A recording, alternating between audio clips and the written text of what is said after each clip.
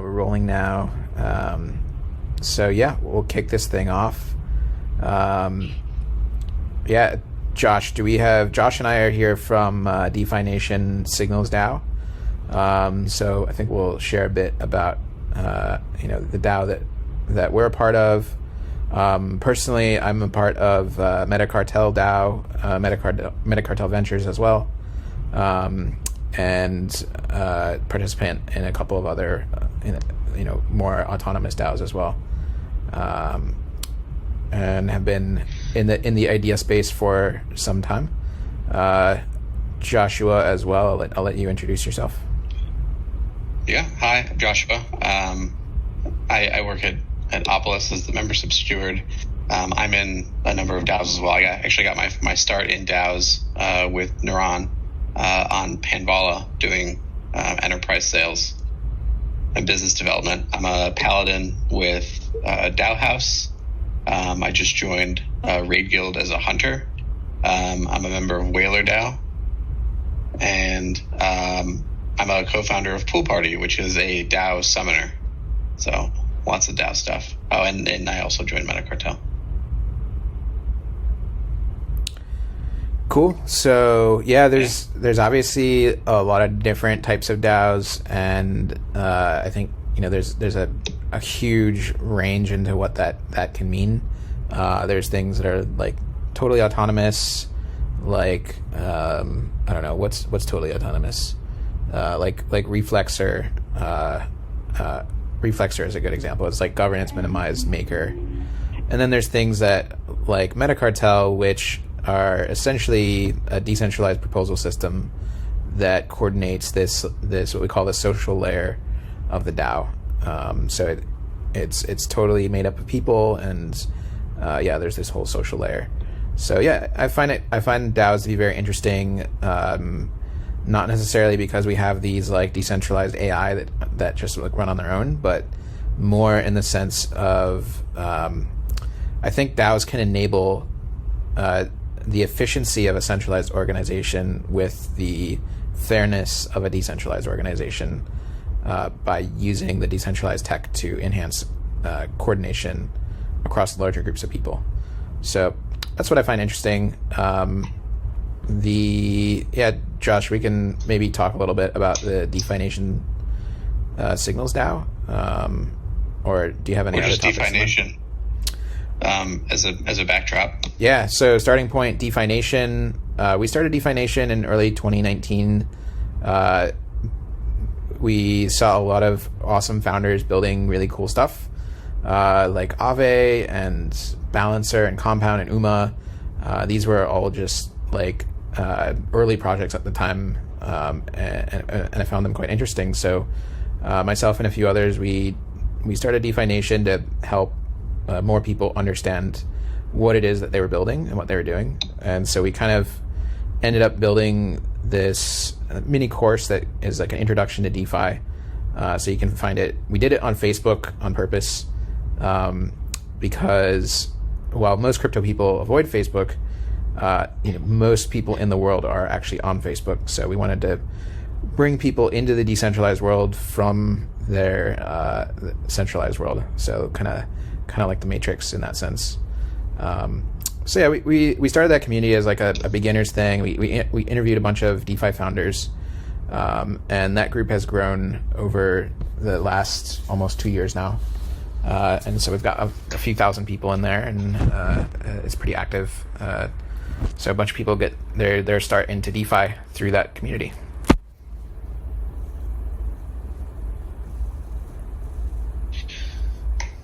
Great intro to what is DeFi Nation. Yep. So that's DeFi Nation. DeFi Nation Signals DAO.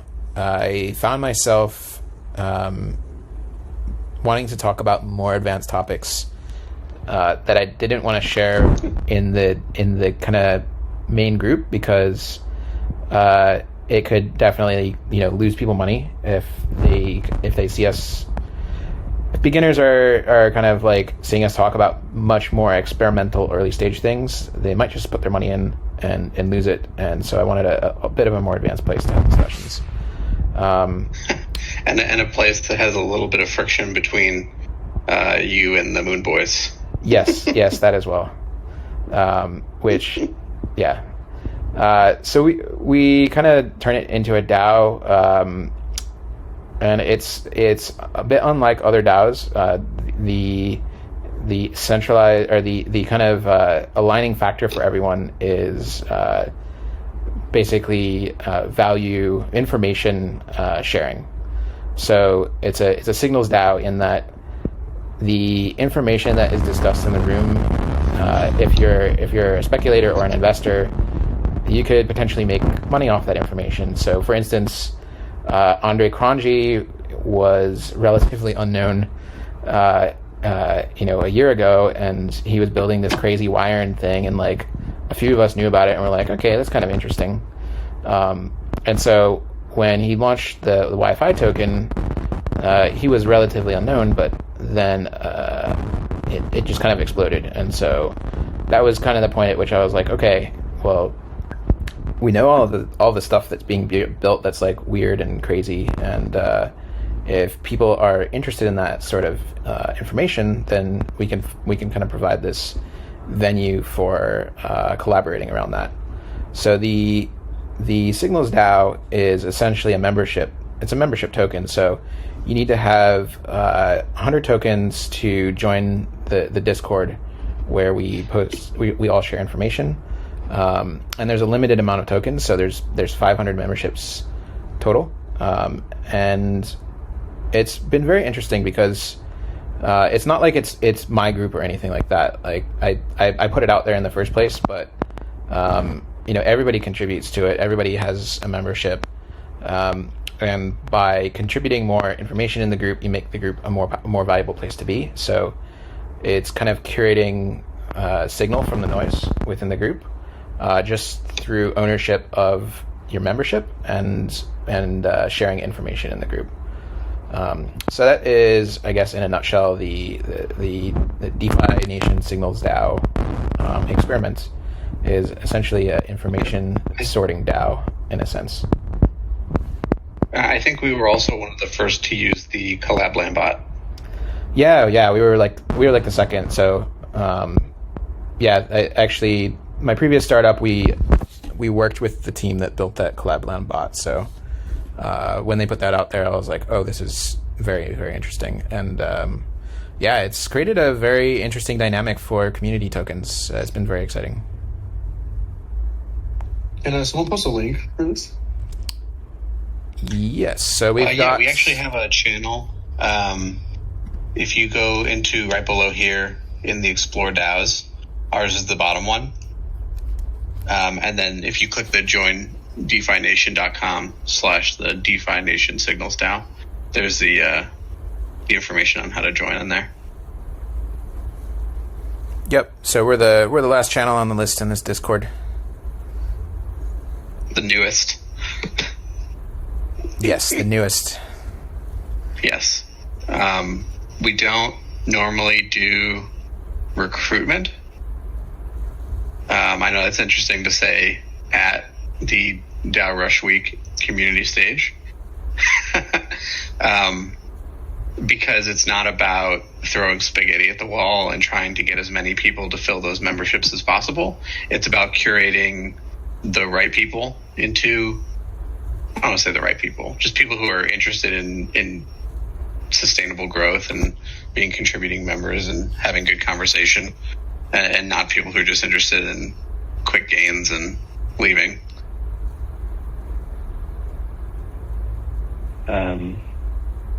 Wouldn't quick gains be good for everyone?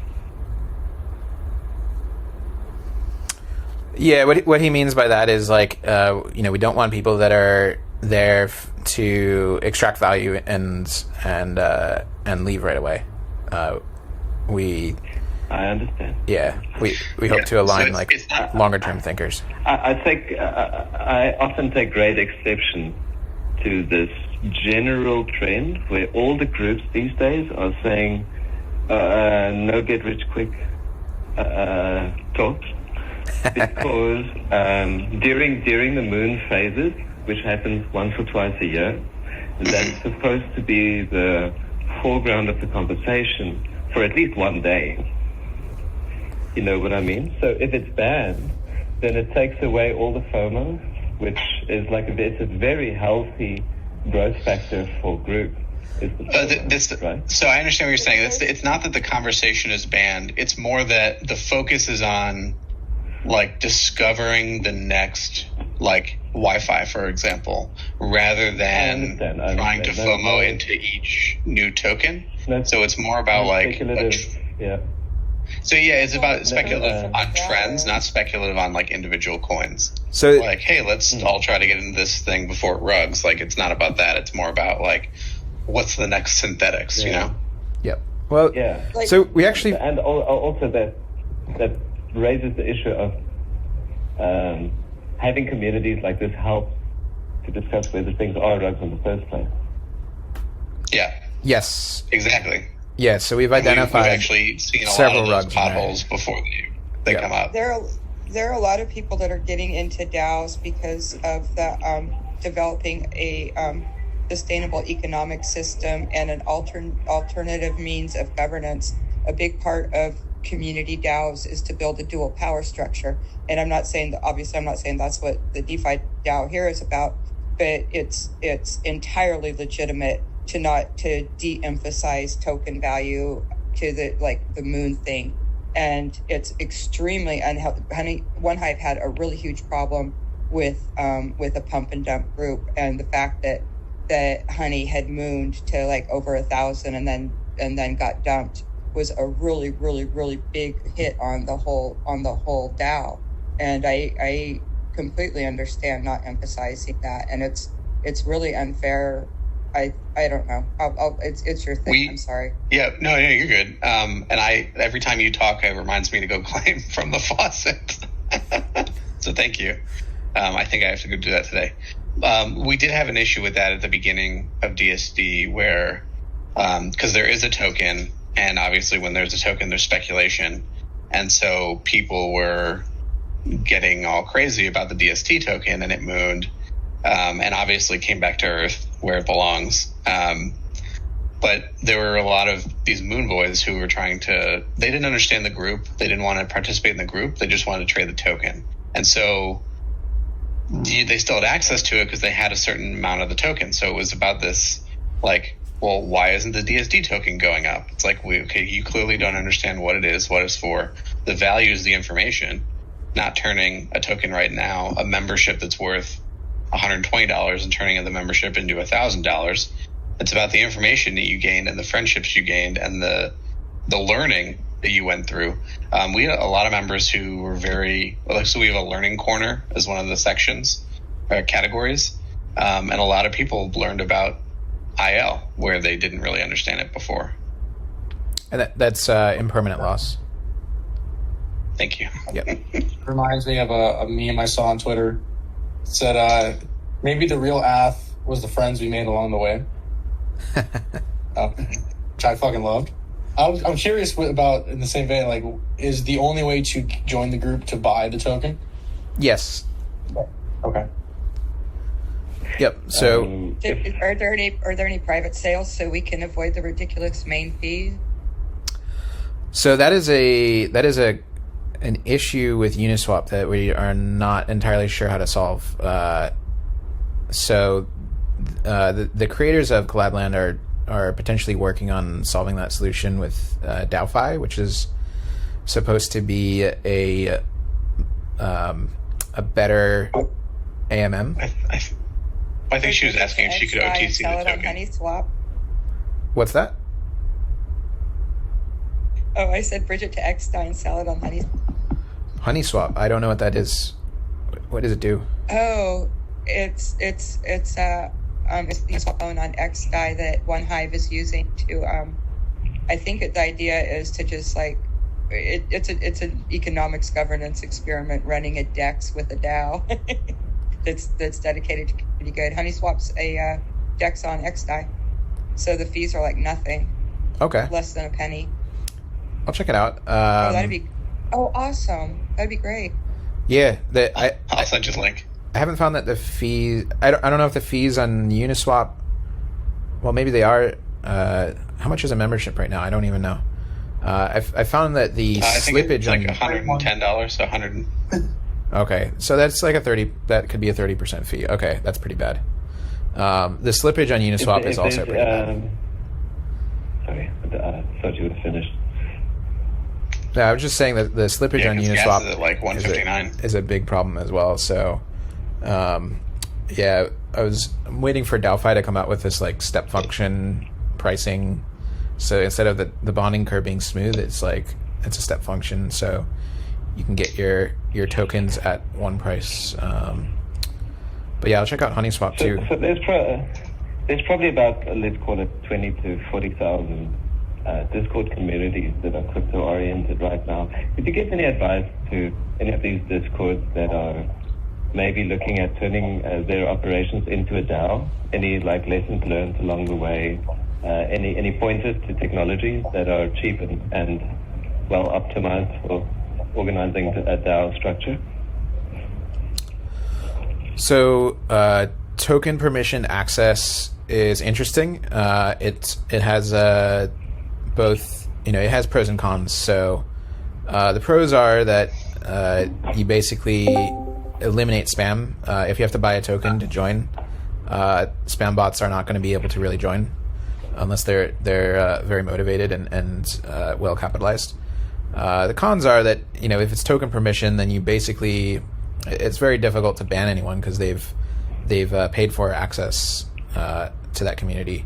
So moderation can be a little bit more nuanced. Luckily, we haven't really had any big problems, but that's a potential downside. So are you saying that a potential refund bot or something like that could be a potential solution to bad access, like a pay them back?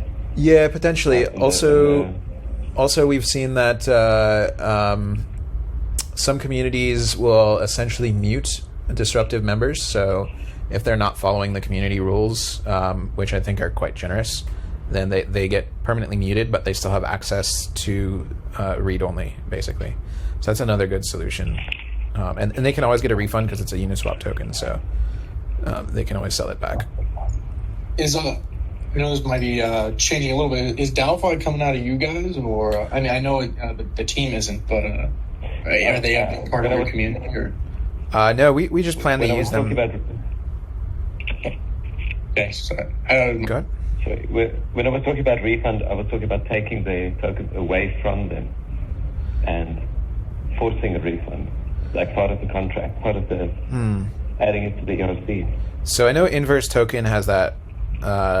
They've got that kind of that possibility. So if members of Inverse Token DAO are not contributing, and they're more concerned about participation, they can basically take back the tokens, the DAO tokens, and burn them, or put them in the treasury, or whatever they want. So that's a... Thank you. Inverse Token, I'll take a look at that. That's what I was asking. Yeah. Yep. That's a very important field, is the refund. Sorry, I didn't mean to sidetrack the conversation. Yeah, so I think research in that area, because one problem that you see with a lot of DAOs is the free rider problem, where you have like a smaller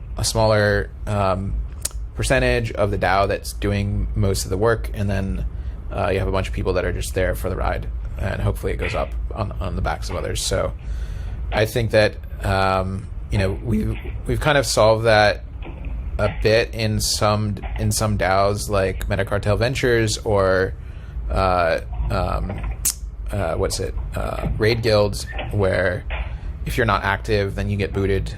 And since these are tighter knit DAOs, then it's a bit easier to do. But Inverse is, I think, the first one to do it at scale. So it's a very interesting experiment, and I think it's very important to solve the free rider problem, either through token.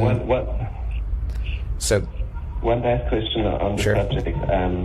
On the subject of reducing fees, have you heard of technologies like RFI that do automated payouts, like so that you never have to hit a claim button and pay fees? RFI? I'm talking. Yeah, RFI. So it's like automated automated dividends, essentially. Instead of yield farming and having to click the claim button the whole time and pay fees, like with Ethereum fees rising, that's becoming like a bigger and bigger deal. So you get protocols like RFI that automatically distribute the inflation, right? Then nobody has to click on the claim button to collect their interest. Have you heard of something like that, or ever tried to employ something that works along those lines, or has it been Yes. Signatures the whole way through? Yeah, so there's a project I'm aware of called Superfluid, which I think does what you're describing, which is from the team of... Can you repeat the name, please? Superfluid. Superfluid, thank you. Yeah, and Thank so you. it's from the team of Ardai. Very valuable. And so basically the way that their tech works is that at the time of transfer, the contract is constantly updating your balance, so you're getting a stream of interest or returns or whatever it is. Exactly. And then at the time of transfer is when not like RFI. it actually kind of like does the final calculation. So RFI, they do transaction fees, I think, and that gets auto distributed. So it's very similar. Got it. Yeah, so it's actually, it's just kind of technically it's actually not that different from the way the smart contract works. It's actually more of just how the interface displays it, and a little bit of gas fee optimization, but yeah. Oh, I understand. Because it's what's the word? Deterministic change in value. The smart contract doesn't have to perform the update constantly. It actually has a running total. Exactly. Yeah. So a claim function is just querying the smart contract for what's the total right now. And so if you're just including that in a transfer function, it's just batching two kind of functions together, which, from a user experience perspective is great. It requires MetaMask to update the way that they display your tokens. And so I understand. Yeah. Otherwise, you got to write yourself like a web wallet for it or something. Yeah. Yeah. So Ardai was, I think, the first project to do that. So Ardai, basically, they took CDAI, which is compound interest bearing DAI, and a CDAI is worth a variable amount of money. It's not like one CDAI is worth one DAI. It's like 4, and it's always changing. So they took Ardai and they said, hey, we're gonna kind of rework the accounting here. So one RDAI is always worth one DAI, and as you earn interest, your RDAI balance is increasing. So yeah, I think they were one of the first projects to do that, and the core team that built that is building Superfluid, which is basically doing these streaming payments type thing. So yeah. Sounds like what you're talking about.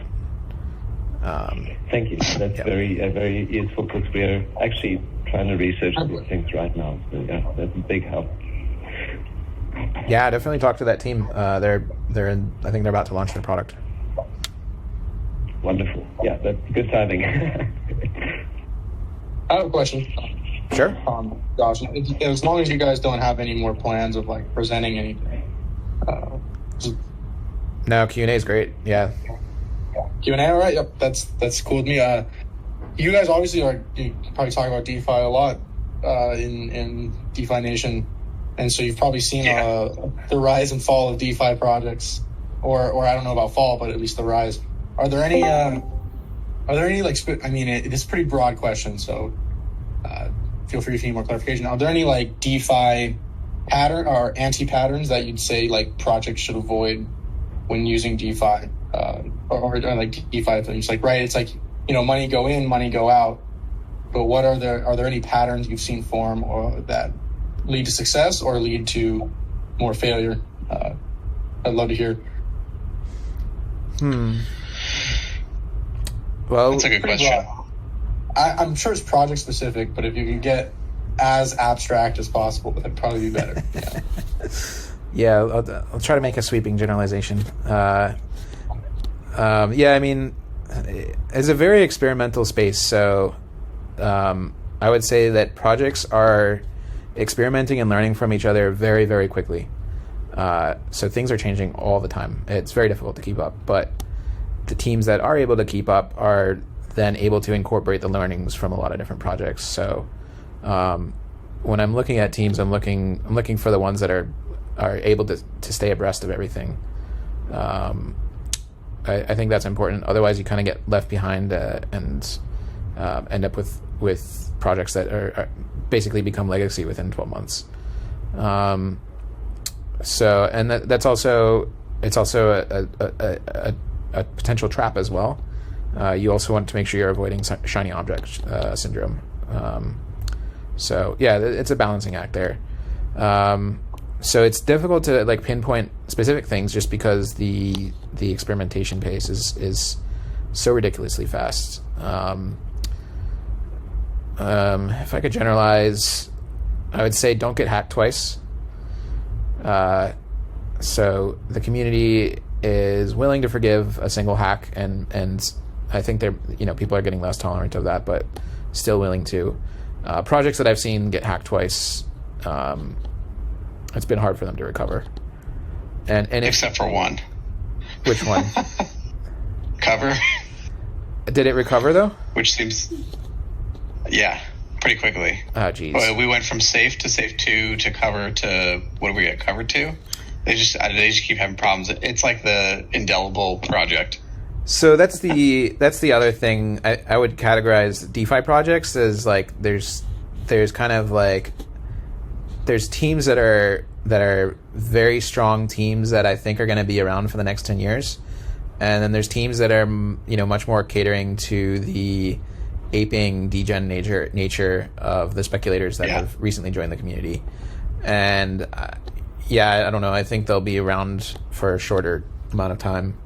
Like, I don't think they'll be here in 10 years, but they might be here for the next 2 years. Yeah.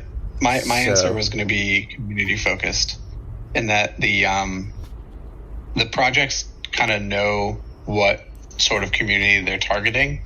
And there are certain communities that are going to be forgiving of that, and there are going to be communities that are never going to look at you again.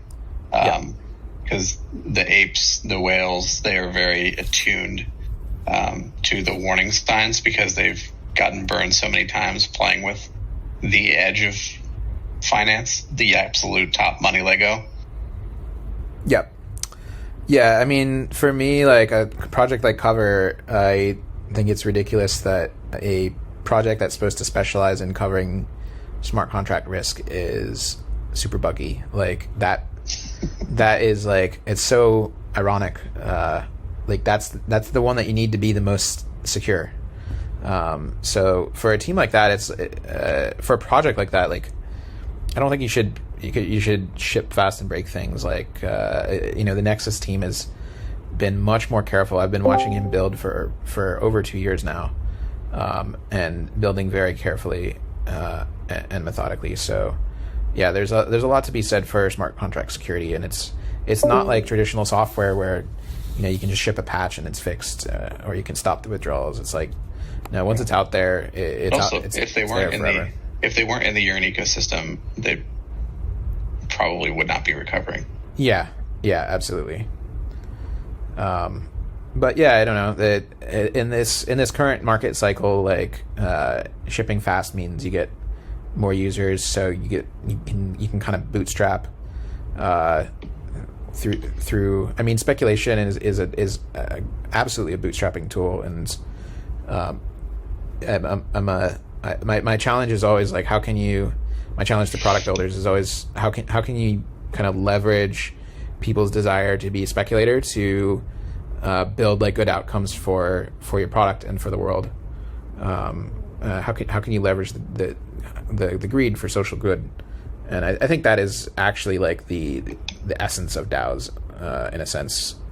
I mean, that's where they end up. That's the greater good that they bring to the world in the long term, is just kind of coordinating human greed for the greater good.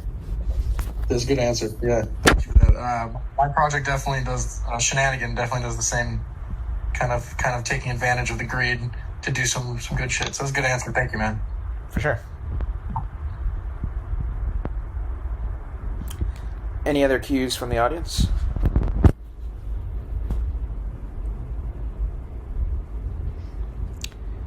Josh, do you have any items in your agenda bank backup list? I have another one. If no one has anything. Cool. Go for it. Yeah, go for it. Yeah. I was curious, just because I'm not in the Discord, how does the Discord feel about, or you guys, I guess, as ambassadors, feel about social tokens? I think DeFi is going to like be the primary moving force for those, and is it really going to make them pop off? What do you mean by social tokens? Because I've seen the word used for different things. Tokens linked to people, or like people as a token. So like personal tokens, you could call them social tokens. Things that aren't linked to a DAO or a project, but a person. I'm a pretty big Alex holder. Yeah, I have a few out. So I once read a rather dystopian novel called The Unincorporated Man that I think has scared me off from personal tokens. So yeah, I don't know. I have a few of them, but I don't know. They scare me. Yeah, I think it's interesting. There's a project called Idea Markets that lets you bet on like publications and user accounts that you find reputable, so you can kind of do bonding curves for reputation effectively. I think that might be a fun way to do that type of Have they gone on mainnet yet, or are they still on testnet? I think it's still on testnet again, but yeah, this version looks pretty strong. Cool. Yeah, it does look like a really cool project. I'm excited for what comes with their mainnet launch.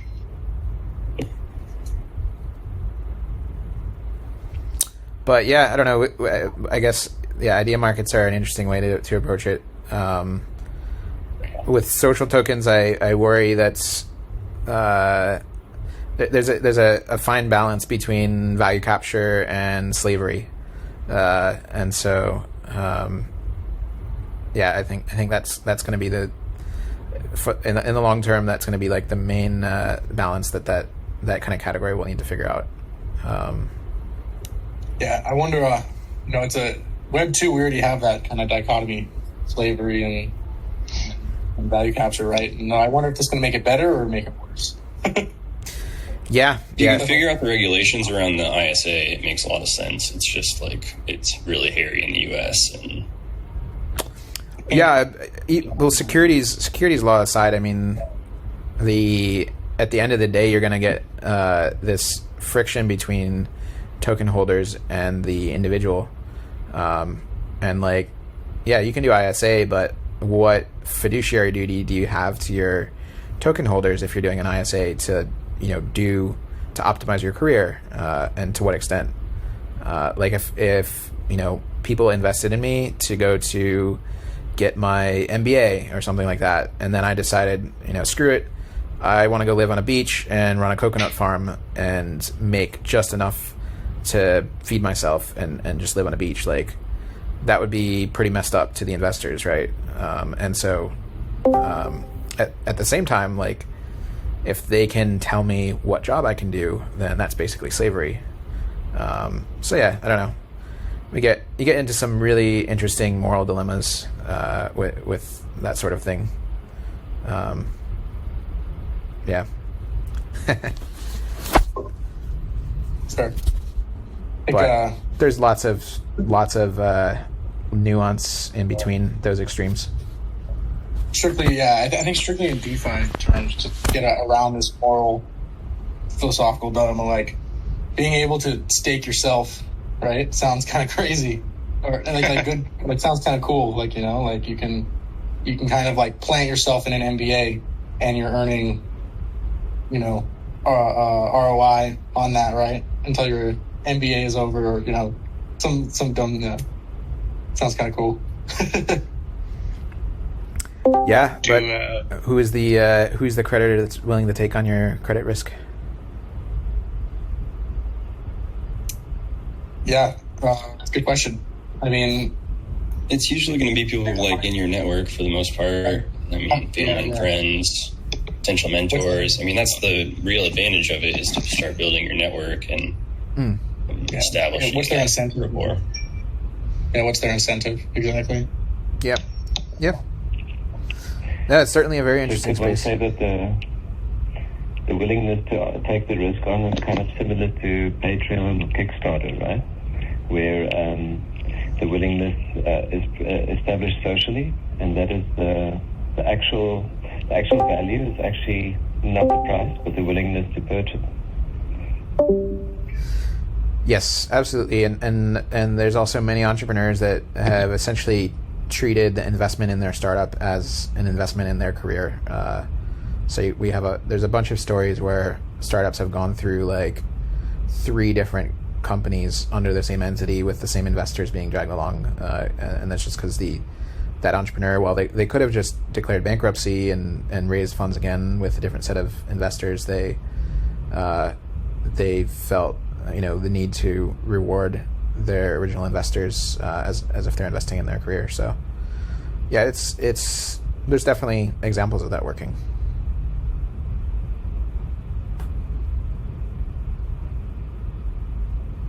Yeah, I think not to show my own project, but I think my project Shenanigan is going to be an interesting take on, or an interesting pilot for this, as we revolve around athletes, and I think athletes are a kind of typical, like, the reward kind of like easy to monetize, I guess you could say, like easy to put a number on type of thing, where they're a brand, like a person who is a brand, right? Yeah, they are the business. Yeah. Right. And so that's going to be something I'm really bullish on, is like wrapping up this DeFi, this personal token, and kind of these communities that like spur out of this value orientation, and all this kind of like, staked value or investment, around people. So appreciate this conversation too. It's really nice, interesting, really good. Yeah, no problem. Thanks for asking some good questions.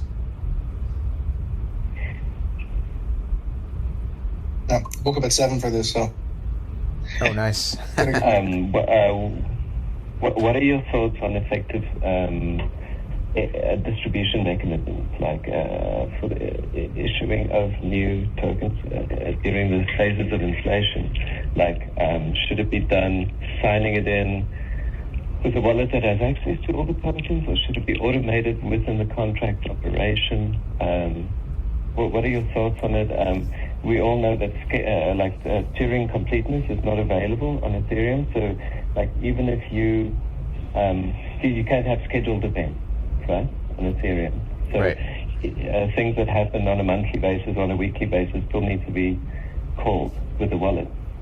What are your thoughts on that? What are effective ways, what is the best known, in your opinion, ways to distribute new tokens?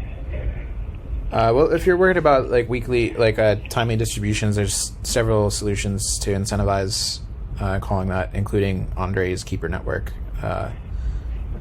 So yeah, if you need things distributed on a regular basis, that's a solved problem, I think. I'm more interested in opinionation, like what works really well. Yeah, it's I think it's very project specific. I think that there's a lot of DeFi projects that have overemphasized on capital, and so a lot of the fair launches are, I think, very unfair to the entrepreneurs and the builders, and they favor the whales. So I don't think that like capital only distribution model is a good one, but it's certainly an easy one to implement, which is why it's kind of the first iteration that we have. So yeah, I'm interested in projects that reward participation and building, particularly in the earlier days where the risk of the project is the highest. So Inverse Finance is one I mentioned that is doing that, where they actually, they didn't reward capital at all. They only rewarded people that were willing to get their hands dirty and do the work. And another point on that, like Inverse DAO is looking at the revoking mechanism to punish free riders, but I think a constant inflation mechanism could work as well, where say you have like you're assigned a role, an ongoing role with a DAO, and you get like a streaming payments from that DAO in DAO tokens, as long as you're still actively participating, and that ends up looking very much like vested equity in startups, where founders vest their equity for 4 years and they're earning it monthly or quarterly or whatever, unless they get fired. So, yeah. Would you say for small DAOs, like maybe multi-sig is just like the perfect solution? Like one doesn't actually have to have that much automation. Like you could just have maybe like jobs that get, and once it gets approved, it issues tokens. Yeah, absolutely. And like it depends on we're talking about like DAO meta, or if we're just talking about starting a project and going as just shipping. And I would say to err towards shipping with the tools that you have available, and like unless you're a DAO that's building meta DAO stuff, then probably don't work too much on DAO tooling, and just like focus on your product and use whatever DAO tooling you can fork and you have available to you. For ones that are focused on the meta DAO stuff, then I think they should be looking at these optimizations, like providing tooling to reward people based on their participation in better ways.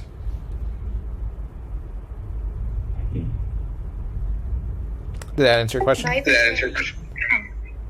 Sorry. Based on what you said, Tom, there is a presentation today of Elastic DAO, which is actually a governance DAO that is doing exactly what you say, that rewards people for their participation, and the community can decide if they want to penalize a person for their bad activity. Nice. What does Elastic DAO do? Elastic DAO is a governance protocol that we are about to launch soon, within the next months, and it's focused in fair governance. So the whole protocol is based on how you can governance fairly and equally a community. Okay, cool. I'll check it out. Yeah, great. Any projects using it so far? We haven't launched yet. We are about to do our audit within the next months, and then we will launch. We will have a small intro today. Okay, cool. What time are you doing that? 2 p.m. US time. Eastern time. Cool. I see your channel down there. A couple slots above the DeFi Nation Signals DAO. Yeah, exactly. Cool. That sounds like a interesting talk to attend later. Great. I'm happy to see you there. Cool. Looks like we're coming up on the top of the hour, so I think we can wrap this up, and I think somebody else is going to come in and take over this room next. Josh, do you have any parting thoughts? Not particularly. Thank you guys for attending. This is a great DAO Rush Week event. You can check out our channel, and if you have any questions, we'll be there to answer them and help with the instructions on joining, if that's what you're interested in. Yep, and I'm going to post this on YouTube, so yeah, you can listen again and share with your friends. Yeah, thank you guys for sharing your time. Thank you very much. That was Definitely really check out the token and check out When Moon Tom. Yeah, sure. Cool. Thank you for your time. And remember to look into honey swaps so you can port your tokens over so we don't have to pay big. Yes, honey swap. I appreciate it. Thank you. Thanks. Great presentation.